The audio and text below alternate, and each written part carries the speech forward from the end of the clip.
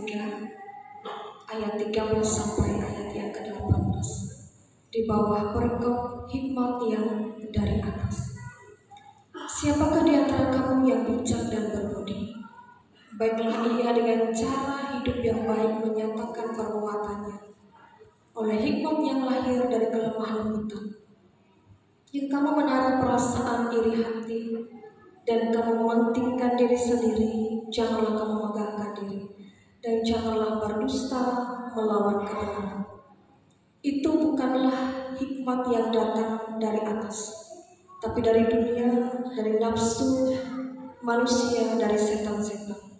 Sebab di mana ada iri hati dan mementingkan diri sendiri, di situ ada kekacauan dan segala macam perbuatan jahat.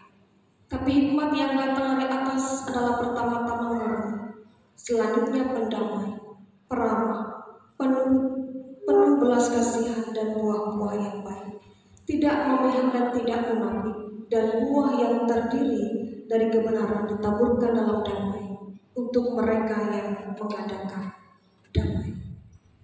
Amin. Selamat pagi. Kalimat, siapakah di antara kamu yang bijak dan berbudi? Bagaimana reaksi Bapak Ibu jika ada orang yang mengatakan Bapak Ibu adalah orang yang bijak dan berbudi? Bagaimana perasaan Bapak Ibu?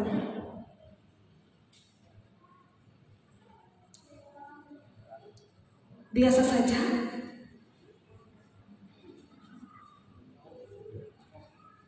Bagaimana perasaan Bapak Ibu kalau ada yang mengatakan bahwa Bapak Ibu adalah orang yang bijak dan berbudi? Senang kan? Senang, bahagia. Iya tidak? Saya yakin tidak ada Bapak Ibu yang sedih atau biasa-biasa saja. Kita akan senang, kita akan berbahagia. Namun sebaliknya, jika ada orang yang mengatakan kita bukanlah orang yang bijak, kita bukan orang yang berbudi, bagaimana perasaan Bapak Ibu? Sedih.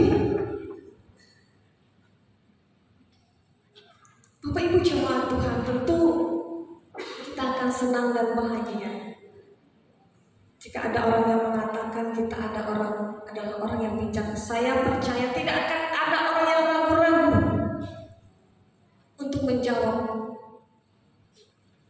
kalau ada orang mengatakan Bapak Ibu adalah orang yang bijak dan berbudi. Tidak ada seorang pun mungkin yang menginginkan dikatakan kita bukan orang yang bijak, kita bukan orang yang berilmu atau berbudi. Tentu menjadi harapan kita adalah orang-orang yang bijaksana. Amin. Loyo ini mungkin karena akhir bulan ya.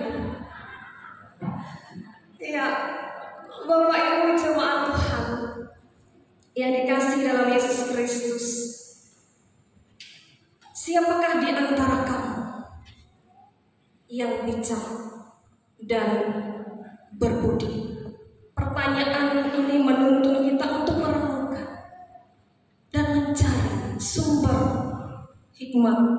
Walaupun kecenderungan kita memandang hikmat adalah sesuatu yang diperoleh melewati pengetahuan dan pengalaman. Namun firman Tuhan Bapak Ibu menegaskan kepada kita hikmat yang sesungguhnya berasal dari Tuhan. Hikmat yang dari atas tidak hanya tentang pemahaman, tentang pengetahuan, tetapi bagaimana kita hidup, bagaimana kita bertindak dan menciptakan karakter yang baik. Karena itu, apa yang dapat kita pelajari dari firman Tuhan saat ini? Yang pertama, kita belajar tentang hikmat dari dunia, nafsu setan. Dan di sini dikatakan hikmat yang dari dunia yang pertama itu iri hati. Apa itu iri hati, Bapak Ibu? Secara sederhana, iri hati artinya senang melihat orang susah, melihat orang senang. Itu tahu Bapak Ibu. Kemudian jengkel dan marah ketika orang berhasil. Tepuk tangan dan tertawa ketika orang gagal.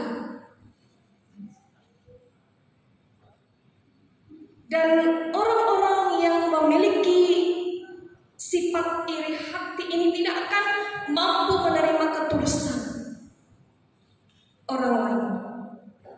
Mereka tidak akan bisa menerima hal yang positif dari orang lain.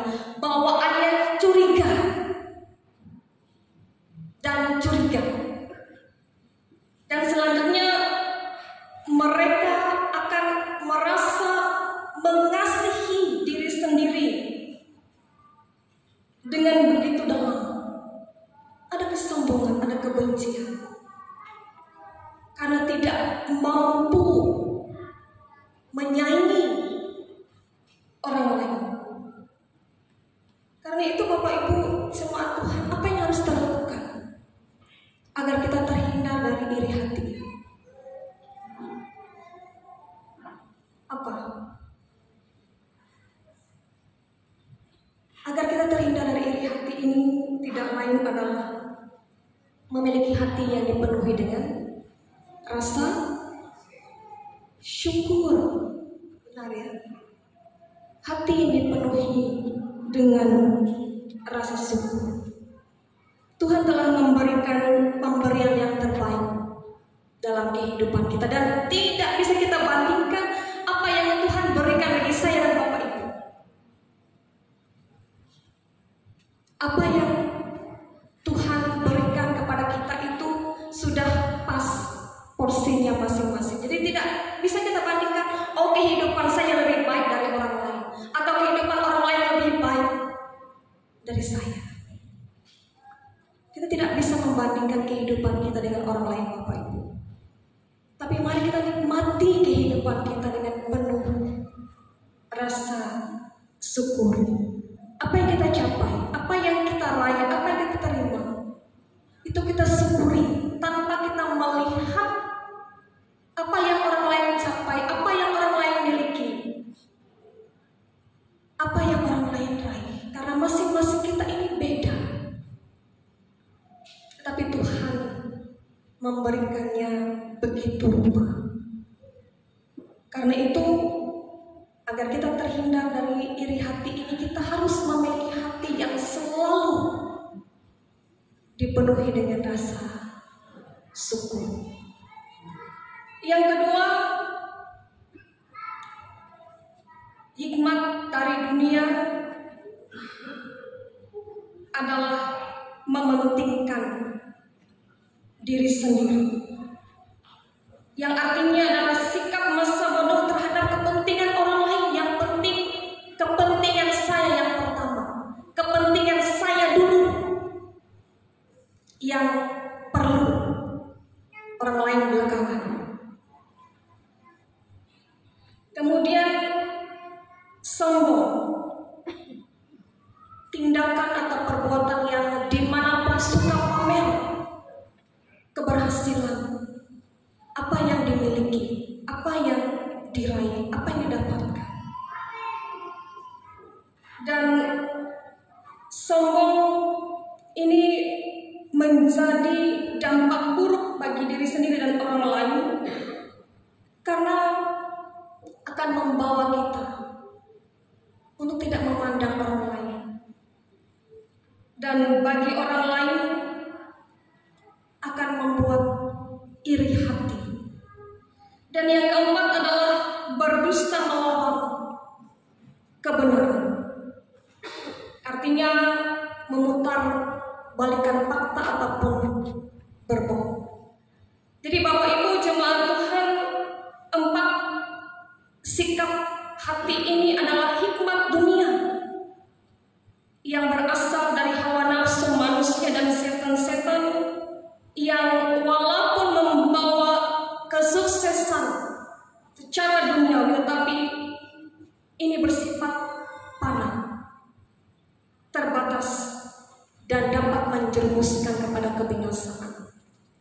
yang kekal.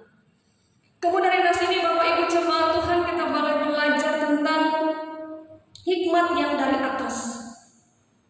Ciri-cirinya adalah murni. Ada kemurnian dalam diri kita. Kemudian pendamai adalah orang yang merasa tidak senang ketika bisa merendahkan atau mengutuk, menyakiti orang lain. Kemudian peramah orang yang mau untuk mengasihi orang lain, penurut, bersedia mendengarkan orang lain yang tidak keras kepala, penuh belas kasihan dan buah yang baik, bukan orang yang senang untuk menghakimi. Tidak memihak adalah bukan orang yang penuh prasangka dan pilih kasih, tidak munafik, artinya tulus. Bapak Ibu jemaat Tuhan, hikmat yang dari atas ini yang nas ini hendak ingatkan kepada kita untuk menjadi bagian dalam keberadaan kehidupan kita dan menunjukkan adanya identitas kita sebagai pengikut Kristus. Di dalamnya Tuhan Yesus tidak hanya mengajarkan, tetapi Ia sebagai teladan yang sudah melakukan apa yang Ia nyatakan. Maka dalam patuhannya Ia taat sampai mati. Bapak Ibu jemaat Tuhan, dalam pembacaan Alkitab tadi dari cerita Ester juga menyampaikan kepada kita bagaimana Ester bisa terlepas dari rencana busuk Haman untuk menyelamatkan dirinya dan bangsanya. Dan tentu ini tidak mudah bagi Ester untuk ia lakukan jika ia hanya mengandalkan kemampuannya seorang diri. Tapi ketika ada hikmat Tuhan yang menuntut Ester bekerja, bertindak, maka ia boleh keluar dari persoalan tantangan yang dialami oleh bangsa. Dan menjadi pertanyaan bagi kita Bapak Ibu jemaat Tuhan, bagaimana cara kita untuk mendapatkan hikmat yang dari atas? Yang pertama, kita harus belajar firman Tuhan. Belajar tidak hanya sebatas di bangku sekolah saja lalu berhenti, tapi belajar firman Tuhan ada seumur hidup kita. Jikalau hari ini kita tidak mampu mendengar, menuruti firman Tuhan, besok kita coba lagi. Jikalau hari ini hati kita masih belum kuat, besok dan besok lagi. Karena itu saya katakan bahwa mempelajari firman Tuhan ini akan ada seumur hidup kita. Dan di dalamnya perlu kemauan, keinginan dan tekad untuk kita membuka hati kita. Kalau di saat kita mendengarkan firman Tuhan hanya setengah hati saja, hanya agar orang lain melihat bahwa kita datang ke gereja, hanya agar orang lain melihat bahwa kita beribadah, tetapi pikiran kita tidak tertuju dengan firman Tuhan, percuma.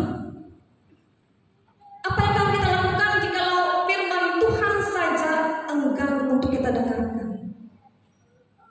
malas untuk kita dengarkan? Jadi apa yang kita lakukan dalam kehidupan kita? Hal-hal apa yang dapat kita perbuat? Apa yang dapat menjadi pembimbing kita? Apa yang menjadi kekuatan kita ketika persoalan masalah datang? Karena itu Bapak Ibu, di saat kita mendengarkan firman Tuhan itu perlu sekali kemauan, hati yang benar-benar terbuka, hati yang sukacita. Terlepas dalam kehidupan kita ada banyak masalah, tidak seorang pun di antara kita yang tidak punya masalah dengan masing-masing porsinya. Tapi saat firman Tuhan disampaikan, mari kita buka hati kita. Kita mau menerima pengajaran yang Tuhan berikan, sehingga firman Tuhan akan menjadi kekuatan penolong bagi kita. yang akan menuntun kita mendapatkan hikmat yang dari atas. Yang kedua, kita harus meminta hikmat dari Tuhan. Artinya kita diingatkan menjalin kedekatan dengan Tuhan secara pribadi, dalam persekutuan seperti ini, dalam ibadah yang kita lakukan, dalam doa-doa dan seruan kita memohon Tuhan memberikan hikmat, Tuhan memperlengkapi kita dengan hikmat, sehingga kita menjadi orang-orang yang bijaksana. Yang ketiga adalah kita harus menjaga hati kita. Ketika kita sudah belajar firman Tuhan, ketika kita sudah meminta hikmat Tuhan, maka kita juga harus menjaga hati kita dari hal-hal yang akan mengotori hati kita, dari sifat-sifat tingkah laku dan perbuatan yang tidak sesuai dengan kehendak Tuhan. Dan jangan lupa bahwa kuasa jahat siap akan menggoda kita untuk melawan firman Tuhan. Karena itu kita perlu menjaga kebersihan hati kita, sehingga hikmat Tuhan itu dapat diam dalam kehidupan kita. Bapak Ibu jemaat Tuhan, Tuhan menjadikan kita sebagai manusia yang memiliki akal budi dan pikiran. Dan akal budi dan pikiran ini Tuhan juga memperlengkapi kita dengan hikmat Tuhan yang dari atas. Dan hikmat Tuhan ini bukan untuk kita saling menjatuhkan, bukan untuk kita saling membenci, bukan untuk kita merendahkan orang lain, bukan untuk kita mementingkan ego kita, bukan untuk menonjolkan kehebatan, keakuan, kemampuan kita, tetapi terlebih supaya kita saling mengasihi, saling memberi semangat, saling membangun, saling mendoakan. Sehingga dengan demikian kita boleh menjadi orang-orang yang mampu mensyukuri setiap pemberian dan anugerah Tuhan dalam kehidupan kita. Karena itu Bapak Ibu jemaat Tuhan, mari kita menjadi orang-orang yang bijak. Mari kita menjadi orang-orang yang berakal budi. Mari kita menjadi orang-orang yang berhikmat, sehingga keberadaan kehidupan kita selalu berbuah menjadi berkat dalam kehidupan kita.